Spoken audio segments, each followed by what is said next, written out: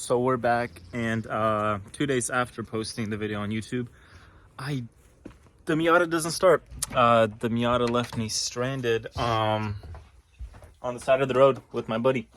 So we're grabbing my tool set right now, and we're gonna go check it out. See what the problem is. It cranks good, but it just won't start. And I did change the spark plugs yesterday, so maybe that has some kind of effect on it, but we'll see. So that's where it sits right now. We'll take I guess I'll just try to disassemble the spark plugs, take them out, see if they have spark, put them back in. We'll see. All right, so a quick update with the Miata. After doing some research, oh my goodness, after doing some research, I am most definitely certain that the fuel pump is what the issue is, the issue that I'm having. So I will be replacing that. I'm actually going to be taking it out right now, and I'm going to be checking it out and just seeing what kind of condition it's in. But I'll definitely be replacing it. And that's also because earlier, like a week ago, well, anytime I would drive it in first and second gear just on lower RPMs, it would bog a lot. And my dad told me that was because it wasn't having enough fuel. It wasn't giving it enough fuel. So I was like, okay, that's no big deal. I'll just replace it later. But it's forcing me to replace it now as the car no longer starts. So we'll be doing that. We'll be checking that out. And yeah, I'll let you guys know if that works. If it doesn't, then... So I'm disassembling the fuel pump right now. I'll give you guys a quick look. Very easy stuff. I'm gonna take it out. I'm gonna test it myself. I'm gonna put connect a 12-volt battery to the fuel pump, see if it's making any noise. If not, gotta be replaced. Luckily, the fuel pump and the Miatas are very accessible, like very accessible. So here it is right here. Let's see here if you can see that. 1 second. So it's right over here. So you got these front seats, you got the back.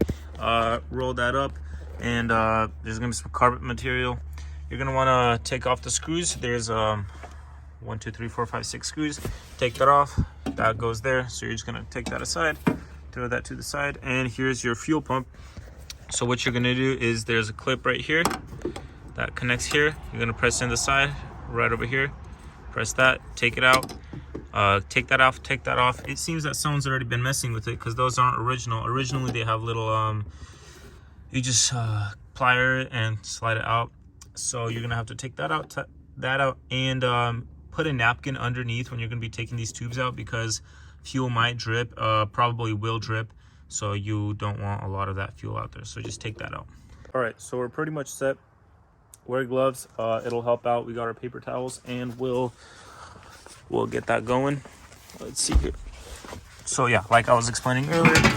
Oh my goodness. Put some paper towels right under it, unscrew that, and it should be all Gucci. It's with the Miata.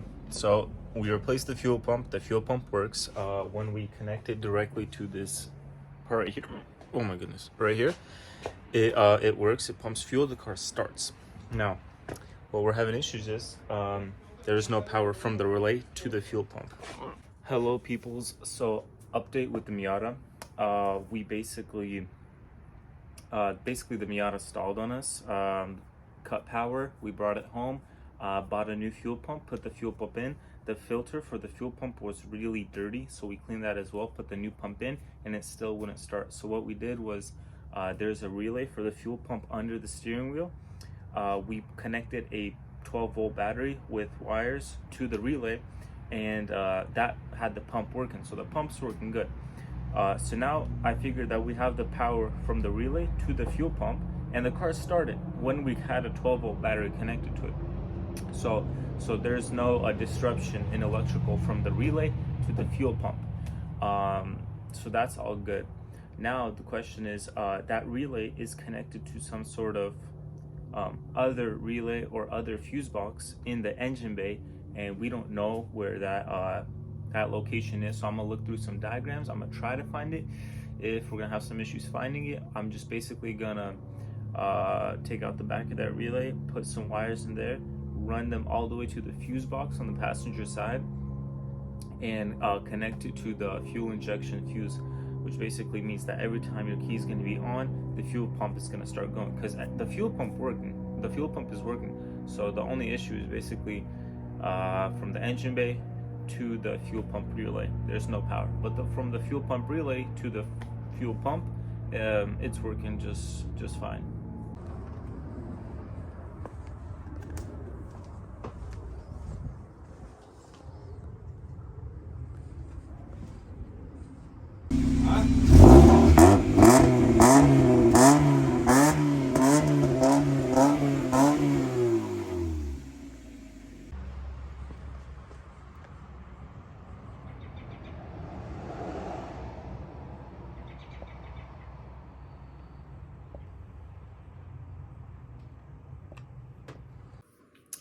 So at the end of the video, I just want to make a quick summary of what we did, how we did it.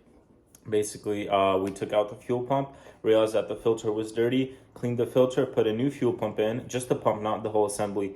The car still didn't start afterwards, so there was power from the relay, from the fuel pump relay to the fuel pump, but there wasn't any power coming to that relay.